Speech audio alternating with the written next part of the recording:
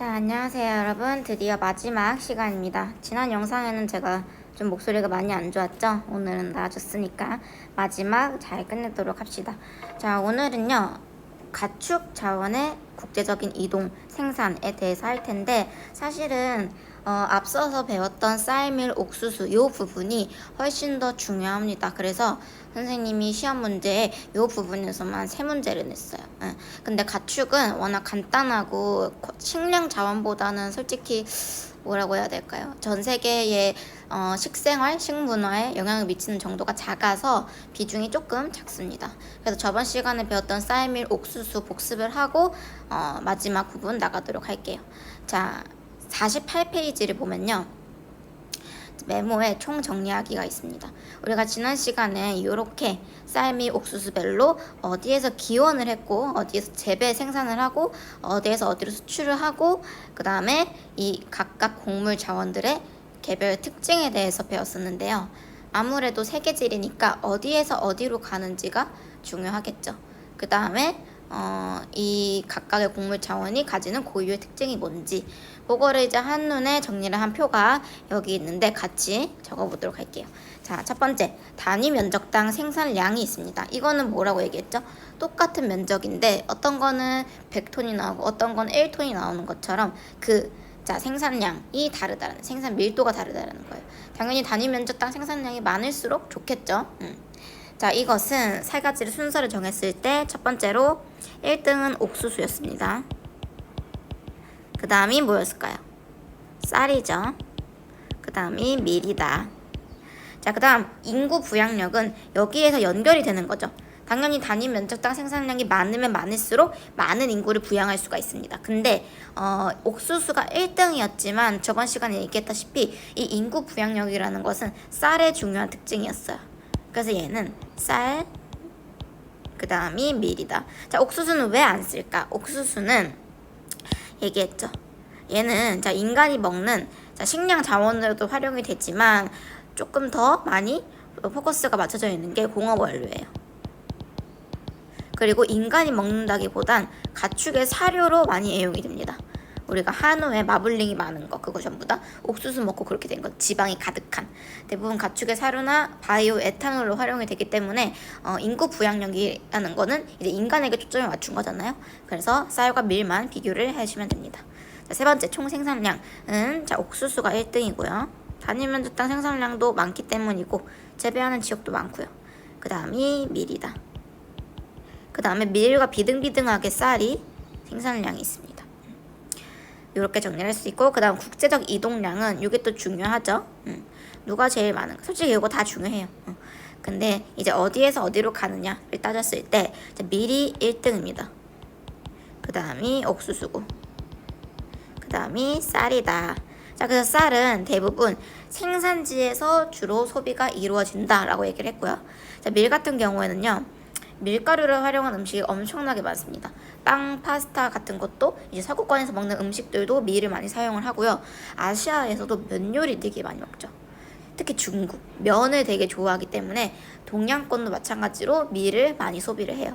그러다 보니 이제 국제적 이동량은 밀이 제일 많다. 그 다음 전체 생산량에서 중국, 인도가 차지하는 비중은 앞서 우리가 요거 PPT로 봤구나.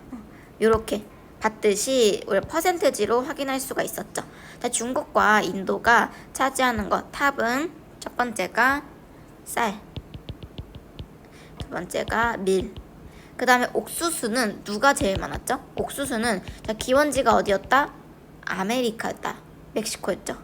자, 옥수수는요, 아메리카, 특히 미국이 압도적인 생산량을 가지고 있습니다. 자, 마지막으로 생산 지역에서 연평균 기온은 고온 다습한 지역에서 성장을 해야 되는 쌀이죠, 쌀. 그 다음이 옥수수와 밀이다. 똑같습니다, 얘는. 자, 그래서 얘네는 기후 적응력이 높다. 건조하거나 기온이 낮은 지역에서도 잘 자란다 라고 얘기를 했어요. 그래서 이렇게 중요한 거를 정리를 할 수가 있겠네요. 자, 아래에 있는 거는요, 대륙별로 곡물 수출과 수입을 어떻게 하느냐. 자, 아시아랑 아메리카, 유럽이 좀 달라요. 자, 아시아 같은 경우는 인구가 워낙 많다 보니까 자, 수출도 겁나 많이 하지만 수입도 어마무시합니다. 근데 반대로 아메리카랑 유럽은 수입보다 수출이 더 많아요. 이런 거. 그 다음, 자, 오른쪽에 있는 밀 달력은, 밀은 얘기했죠. 국제적 이동량이 압도적으로 많다.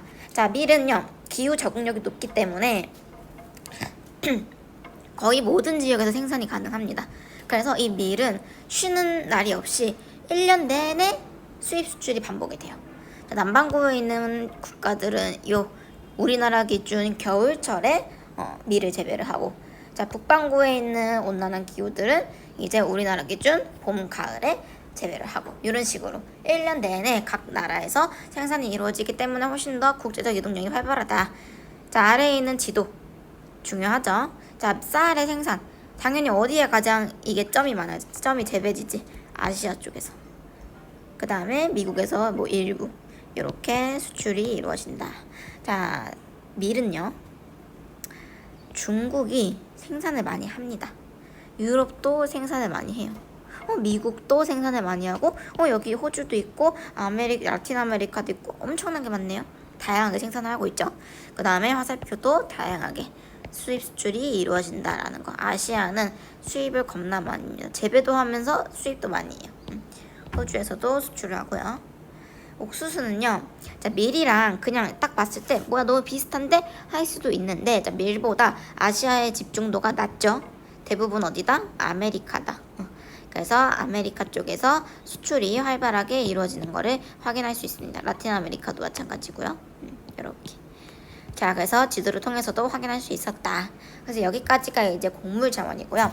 자, 이제 다음 장으로 가서 육류, 가축의 생산과 이동을 보도록 할게요.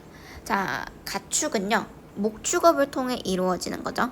자, 인구의 증가와 소득 향상, 어쩌고 저쩌고 저쩌고를 통해서 이제 모든 국가들이 채식주의도 많지만 육류 소비가 엄청나게 증가를 하고 있습니다.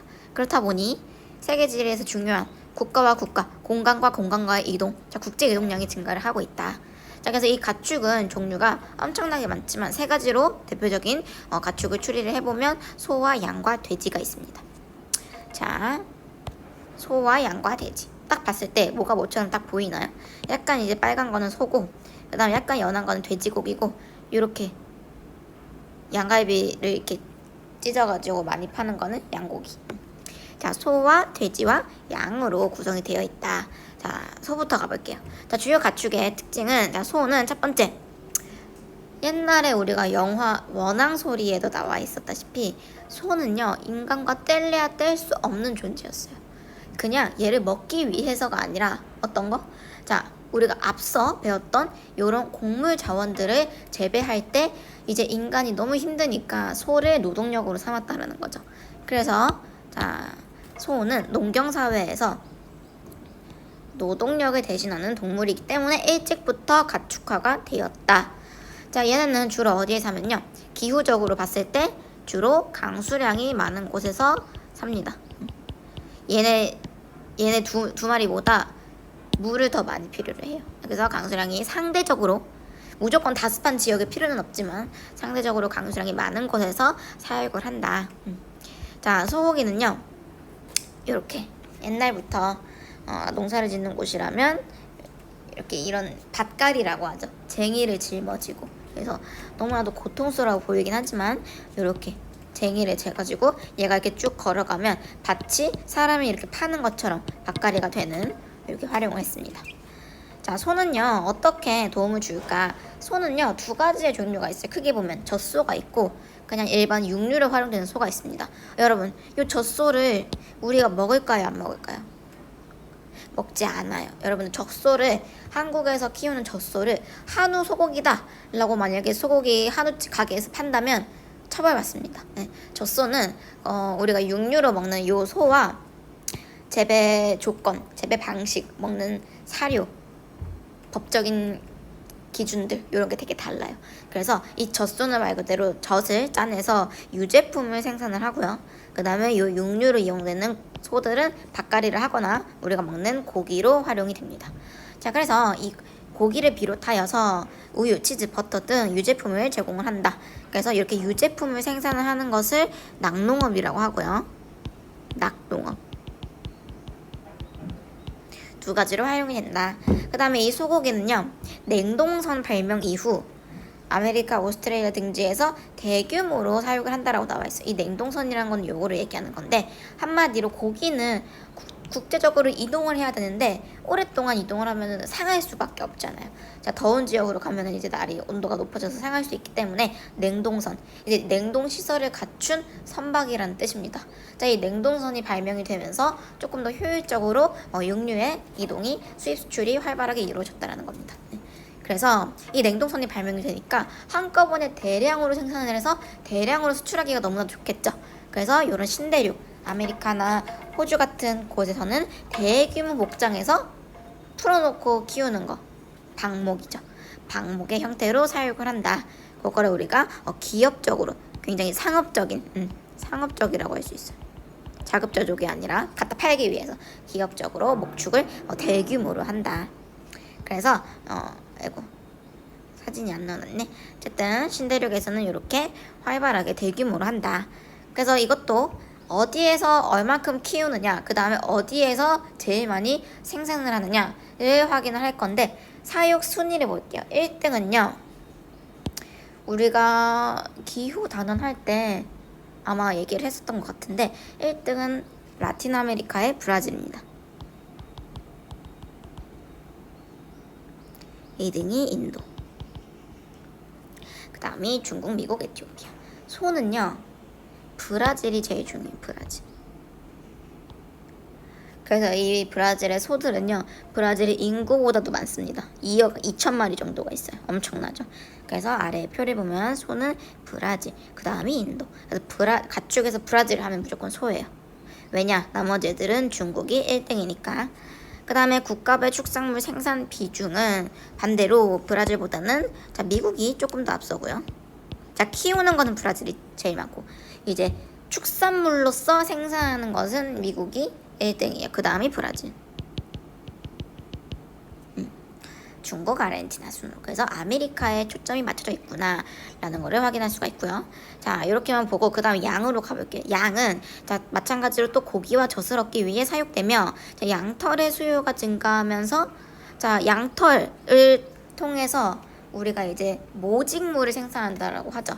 여러분들이 입고 있는 옷 같은 거, 이런 양들을 어디에서?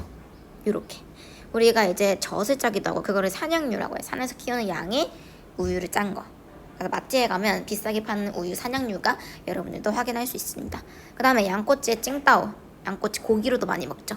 그 다음에 맨 오른쪽, 여러분들이 자주 사입는 후리스 같은 거, 그런 플리스에 달려있는 이 양털이 전부 다 이 양을 통해서 만들어진 모직물이죠. 섬유공업. 그래서 이렇게 양털도 제일 많이 뽑는다. 그래서 얘는 공업 원료로서의 가치가 높아졌어요. 먹는다기보다는 공업 원료로서의 가치에 조금 더 초점을 맞추시면 될 것 같습니다. 자, 아시아에서는 주로 유목을 하고, 신대륙에서는 방목이다. 얘는 신대륙으로 묶을 수가 있죠. 얘는 구대륙이고. 그래서 모습을 비교를 해보면 여기가 신대륙, 대규모 초원에서 풀어놓고 방목을 하는 걸 볼 수가 있죠. 얘가 이제 신기하죠. 하얀 양. 얘는 브라질 양입니다. 그 다음에 얘는 호주. 그 다음에 이거는요, 구대륙 아시아예요. 아시아는 왜 유목을 할까요? 양들을 이제 뭐 양털을 뽑고 막 이런다기보다는 옛날부터 유목민들이죠. 몽골이나 저기 뭐 스탄 국가들 있잖아요. 거기에서는 이제 양들, 순록들, 낙타들, 뭐 말들을 데리고 유목을 하는, 뻘뻘뻘뻘 이동을 하는 문화를 가졌기 때문에 이렇게 신대륙과 비교가 되는 겁니다. 네. 자, 그래서 양은 이렇게 활용이 된다는 거. 그래서 얘도 순위를 보면 어디에서 제일 많이 키우느냐, 아까 얘기했죠. 중국입니다. 중국은 이렇게 외우면 돼. 여러분들이 술을 마시면 안 되지만 양꼬치엔 찡따오. 자, 찡따오를 먹으려면 양을 키워야 되지. 그래서 중국이 1위다. 자, 2등은 오스트레일리아이고요. 대규모로 방목하는. 그 다음이 인도, 이란, 나이지리아. 곡물자원보다는요, 얘는 그냥 한 3? 탑 2랑 탑 3 정도만 대충 기억하시면 될 것 같아요. 자, 어디에서 제일 생산을 많이 하느냐? 똑같습니다. 중국과 오스트레일리아. 그 다음 뉴질랜드, 이란. 이렇게 신대륙과 아시아 딱딱 나눠서 이루어진다. 그래서 양도 소보다는 강수량이 조금 적은 지역에서도 생산이 가능하다는 걸 알 수가 있죠. 뭐 이런 애들을 통해서. 자, 마지막으로 돼지. 돼지는 유목에 적합하지 않는다. 그래서 이슬람교와 연결을 지을 수가 있죠. 그래서 유목에 접촉하지 않으니 이동식 생활을 하지 않고 무슨 식 생활? 정반대. 정착이죠. 정착식 생활을 하는 지역에서 주로 생산이 된다. 돼지고기를 금기시하는 이슬람교 신자의 비중이 높은 서남아시아와 북부아프리카는 거의 사육하지 않는다. 자, 그래서 얘는 순위를 보면 1등이 또 중국이에요. 중국 애들 돼지고기 겁나 좋아합니다. 2등이 미국. 자, 국가별 축산물 생산 비중은 중국. 똑같이 미국. 그럼 여러분 패턴이 보이죠? 자, 소는 무조건 누구? 브라질. 브라질. 소부. 그 다음 양과 돼지 둘 다 중국이 1등이다. 근데 양은 신대륙 중에서도 오스트레일리아가 주로 생산을 하고요. 돼지는 신대륙 중에서도 미국이 좀 더 많이 한다. 그렇게 이해를 하시면 너무나도 쉽겠죠. 그래서 돼지들은 너무 귀엽죠. 자, 똥똥하고 유목에 적합하지 않아요. 먹는 것도 되게 많고 잡식성 동물이에요. 그러다 보니 유목 국가에서는 잘 키우지 않습니다. 그래서 우리가 이슬람교는 할랄 푸드는 먹을 수 있는 거, 하람 푸드는 먹으면 안 되는 거. 그래서 돼지고기가 있다더라 라는 거 우리가 확인할 수 있었고요. 중요한 거는 요 표죠. 여기서 우리는 얘네만 소 브라질, 양 중국, 호주, 돼지 중국, 미국. 자, 돼지는 정말 압도적인 절반 가까이를 중국에서 생산을 하고 있다. 그래서 아래에 보면은 돼지고기와 소고기의 주요 이동인데 양고기는요 아무래도 공업 원료로서의 가치가 더 높기 때문에 자 육류는 먹는 고기를 얘기하는 거지. 그래서 이 지도에서는 빠졌습니다. 물론 이동을 하긴 하지만 그래서 소고기 같은 경우에는 좀 더 이렇게 브라질 쪽에서 수출을 많이 하고요. 그 다음에 돼지고기 같은 경우에는 요 아시아에서 많이 한다더라. 이렇게 비교를 할 수가 있어요. 네. 그래서 요거는 쉽죠. 그래서 우리가 장화원 먹는 식량자원 해서 쌀, 밀, 옥수수, 곡물, 그 다음에 소, 양, 돼지, 가축 정리를 했고요. 다음 시간에 학교에 오면 요 부분은 빼고 앞서 배웠던 부분 총 정리하고 끝내도록 하겠습니다. 네, 모두 수고하셨습니다.